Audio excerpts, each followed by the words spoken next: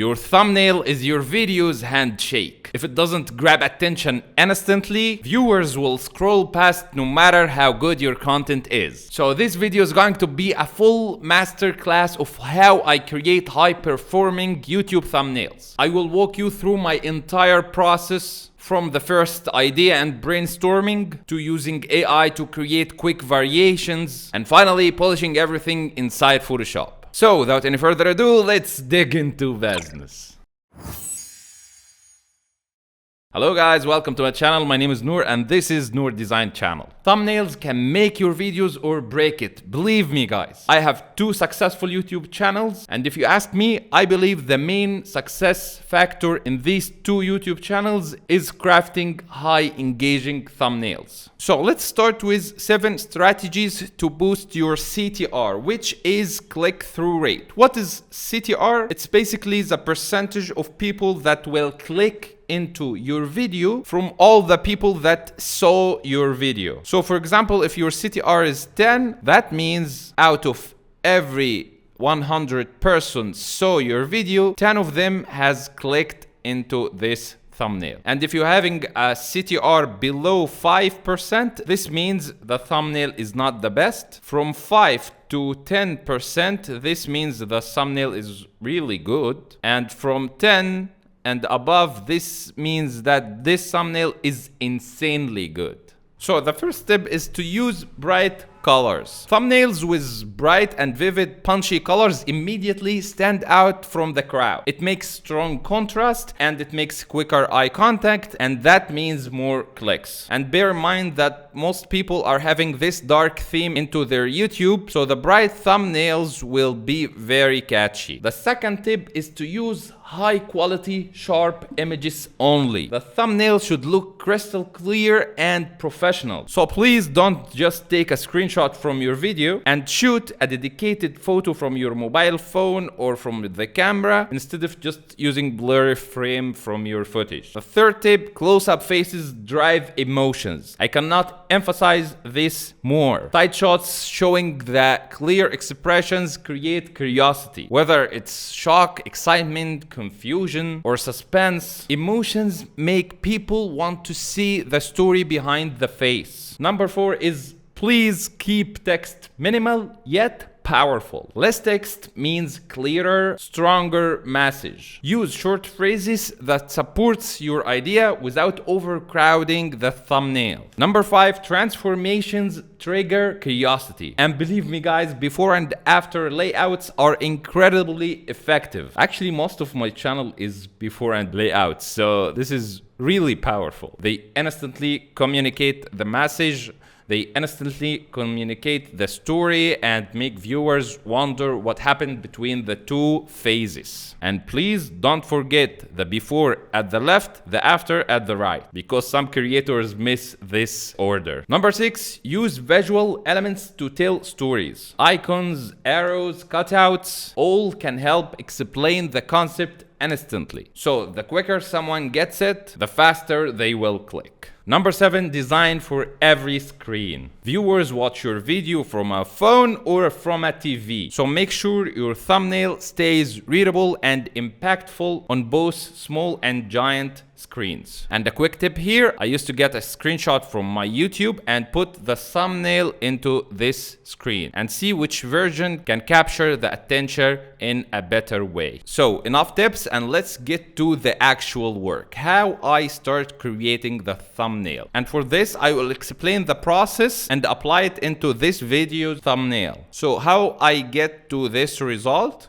I started with the idea. So this is a thumbnail for a thumbnail masterclass video. So my idea was a content creator working on a computer with intense focus, screens around him, some analytics into the background, kinda like a scientist in his lab. So this is the main idea. And the second stage is brainstorming. How do I find a visual representation for my idea?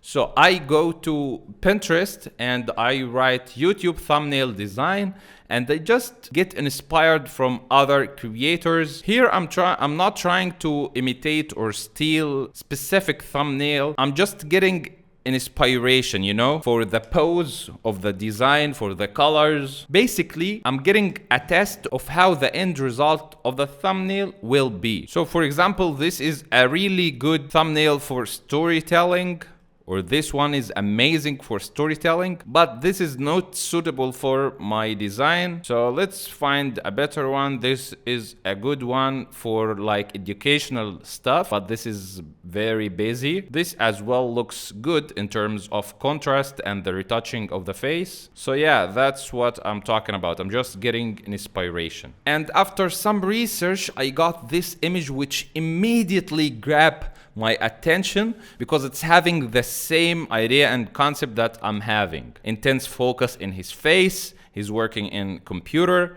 all the screens, and the stock market analytics into the background. Of course, we're going to change this into like content creation, YouTube analytics. And yeah, this was great inspiration. And shout out to Shaheen. I like this thumbnail and I like the idea of having these wires coming out from his head. So I wanted to take this idea and put it into my design.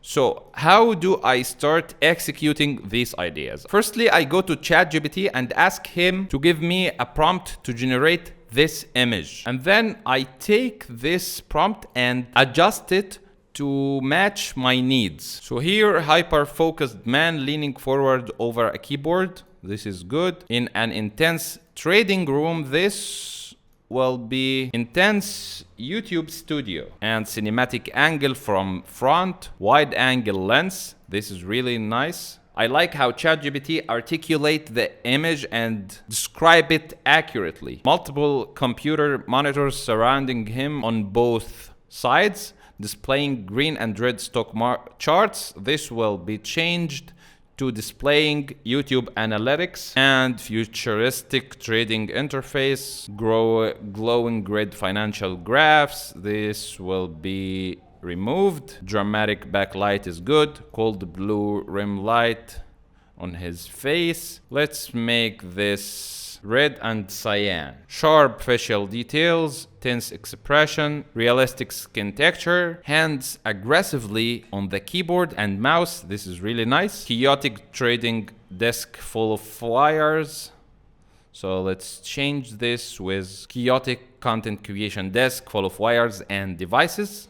Ultra detailed, photorealistic, high contrast, and let's remove this cyber finance aesthetics. Yeah, this is basically a prompt that will transform this image into a content creation style image. So let's copy this prompt and go to my favorite tool for creating images right now is Nano Banana Pro. I'm using it using Hexfield, but you can use it anywhere else, including Photoshop. So let's just paste the prompt here and let's add an image of mine. So I will add this image and let's press generate. And yeah, here is the first creation, which is kinda nice, but it's not artistic enough. It's boring somehow. This one is really, really nice. I like the colors, the contrast. And at this stage, you should be the judge whether this image will be promising to continue with or not. Because if I've done all the previous effort and chosen this image, it will not give you great results. But this one is actually really nice. This is not the best. And this is awful. So yeah, I decided to go with this image.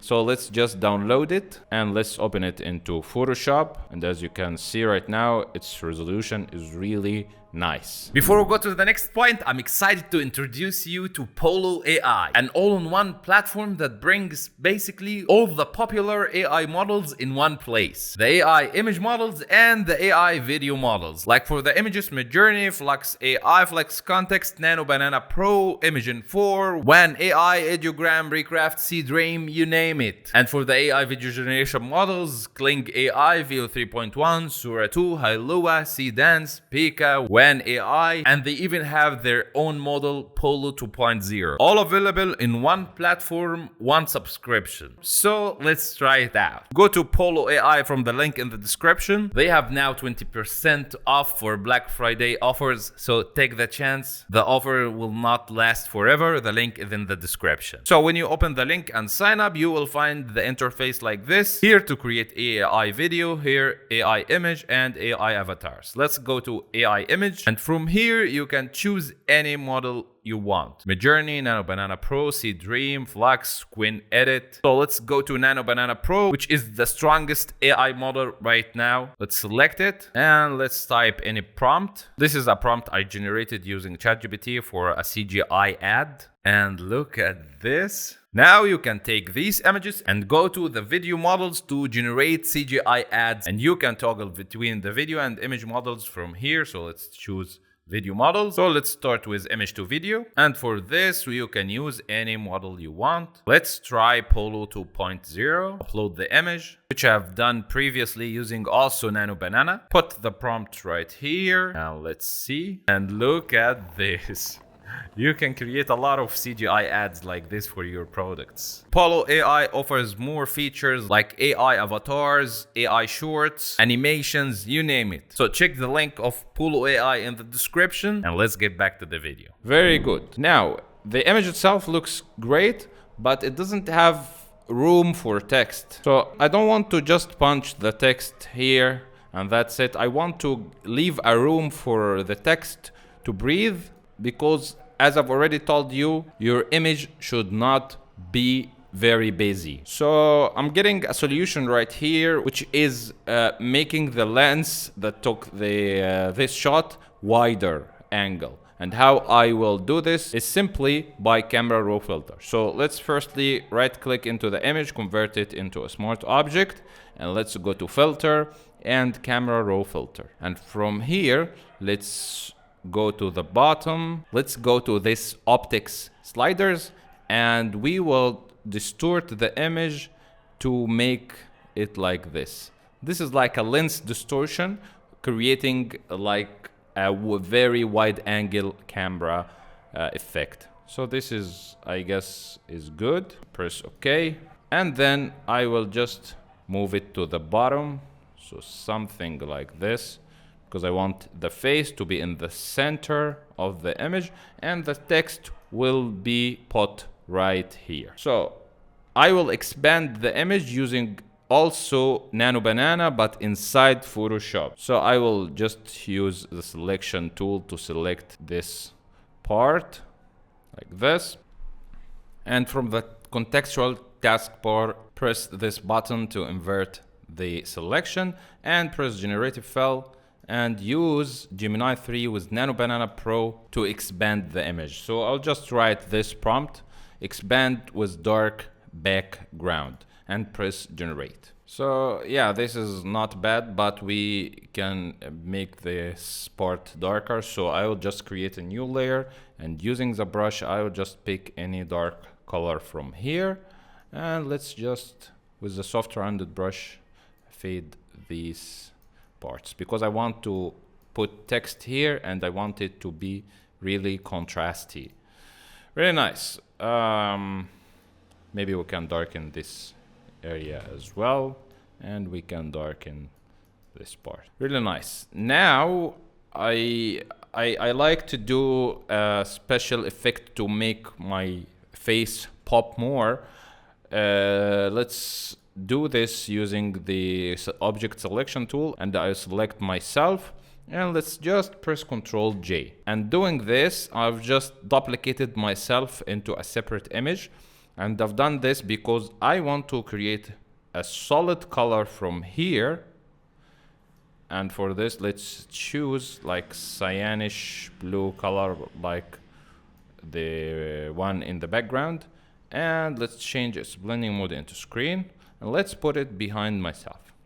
And let's press into the mask, press Ctrl I to invert the mask, and using the soft rounded brush with the white brush, I can just create like a glow effect around myself. This will separate my image from the background and will put the focus on my image. And it adds like dramatic effect, you know. And of course I want to put these two layers be above the darkening layer. And the next step is to add the wires that are coming out of my head, like these wires. And to do this, I've done basically the same process, going to ChatGPT, giving it the picture and asking it to describe the image. I'm just using ChatGPT here to help me articulate how can I describe this image to another AI, you know? So here, excited man in glasses, all this I don't want. I just want this. A metallic head device, dozen of glowing electric wires connected to his head, blue neon electric running through them. This is what I really want. So let's just copy this part and let's save this image. Press Alt Ctrl Shift S, save it with high quality. And let's get back to Nano Banana, giving it the image that I have just saved and giving it the description that I've made using ChatGPT. Metallic head device, remove this part, dozen of glowing electric wires connected to his head, blue neon electricity running through them. This is what I want. Let's generate like 2 images. So after some trials, I got some crazy results. Like this one is really nice, but it's kind of, you know, funny. This one is good, but my head is really huge.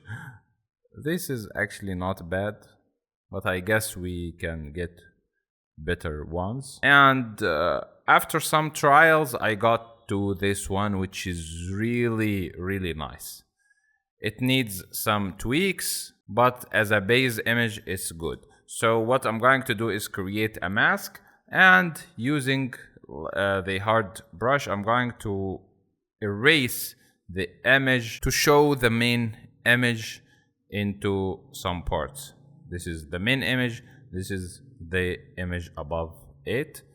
As you can see, if I grab the move tool, this is the image for you to understand. Okay, so using the mask, I'm just going to erase the effect from some parts. So here, for example, this is too much. Yeah, as a base image, this is nice. Very well. We can select all the layers, press Ctrl T to make it like bigger. Let's put it down, something like this, to leave a room for the text. Now let's go to the next point, which is writing the text. And for this, I will just write this text, thumbnail masterclass, and I will divide it into 2 lines. So the first one is thumbnails, and let's use Proxima Nova font with bold, I guess. Yeah, bold. Let's make this 0. This is the spacing between the letters. Let's make this 0, and let's make this huge, or something like this to be clear. And choosing the align to canvas from here, just making it to the center of the canvas. And let's give it some special effects. I'll do this by pressing double click into the layer, and let's start by a gradient overlay. And from the gradients, I'm going to head over the grays, and let's choose this one. I guess is good, but let's tweak it a bit. So let's make this light gray, close to white. And this one is, I like how it looks, but let's shift its base color towards more of a cyan to match this lighting. So something like this is nice. And then press OK. And we can also give it like a stroke. And for this stroke, let's choose white color with like 3 pixels. And yeah, press OK, not more than this. Okay, let's go and create a stain effect. I really like this effect, this stain effect, and make the color white, the blending mode overlay, and the opacity, let's make it somewhere around 30, and let's play around with this distance slider until we get the effect that we wanted. This is nice with 0 size. I don't like to change this size. And one final thing is to add outer glow, and this should be subtle because I don't want it to be like punchy.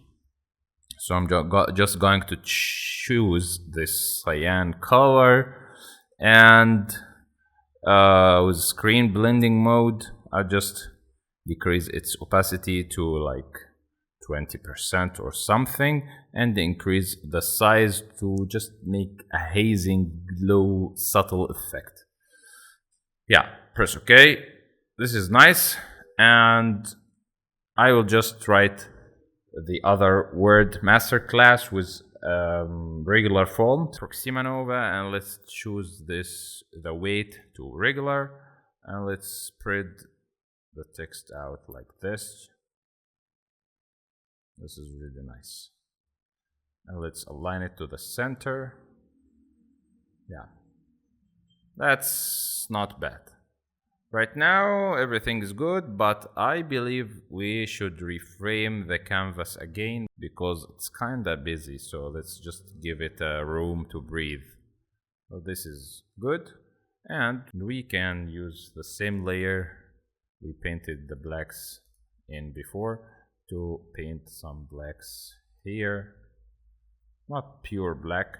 So let's head over the final touches. I'm going to create a new layer and change the blending mode into screen, and let's use the soft rounded brush, and let's decrease the flow to something like 10%, and I'll do this by just simply pick a color from this part and giving it some, glow effect, make the brush bigger. And let's choose one red color from here, make the brush small, some touches, make it bigger and give some touches. Do the same effect here, these areas, and maybe here as well. Let's pick, just to give it like this glow, dreamy bloom effect. This grabs attention. Take the color of the eye and give the eye some interest by just painting this here as well, and the other eye. Maybe some effect glow into the text itself. This should be subtle, it shouldn't be like over. So let's just decrease the opacity of this because it's before, after, before and after. That's very nice. The final thing is to create a new layer. Press Alt Ctrl Shift E to bring everything into a new layer. Right click, convert it into a smart object, and let's go to Filter and Camera Raw Filter. From here, we're adjusting every slider to get the most crisp, contrasty, grab attention effects. So let's start by giving the image some texture and some clarity. This is immediately good. And we can increase the exposure. Let's decrease it actually, and increase the contrast a bit. And let's open the shadows because it's now very dark. Maybe we can increase the whites. What about the blacks? Let's open the blacks a little bit. The blacks are the absolute darks, and the whites are the absolute whites. Okay, so let's just play around with the highlights. Let's try to decrease